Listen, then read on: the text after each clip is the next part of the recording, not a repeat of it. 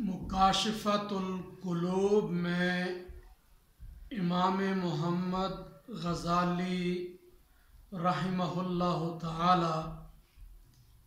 سیدنا عبداللہ بن عباس رضی اللہ تعالی عنہما کا فرمان نقل فرماتے ہیں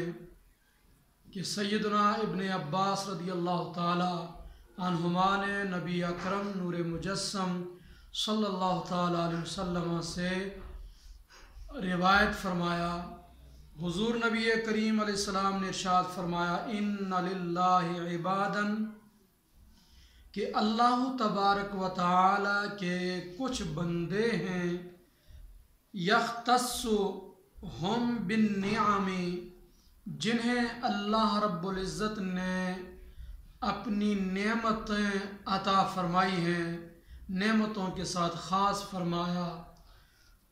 لمنافع العباد، تاکہ وہ اللہ کے بندوں کو نفع پہنچائیں، ان کے ذریعے دوسرے لوگوں کا فائدہ ہو۔ تو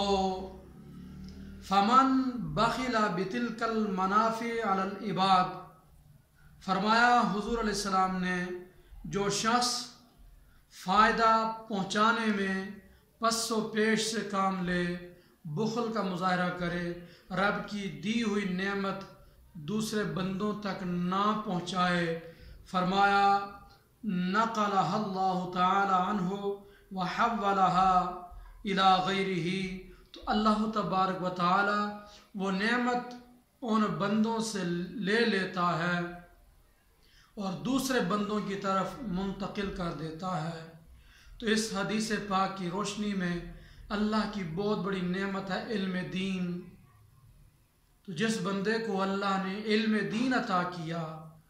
تو اس کو چاہیے کہ لوگوں کے فائدے کے لیے دین کی بات عام کرے۔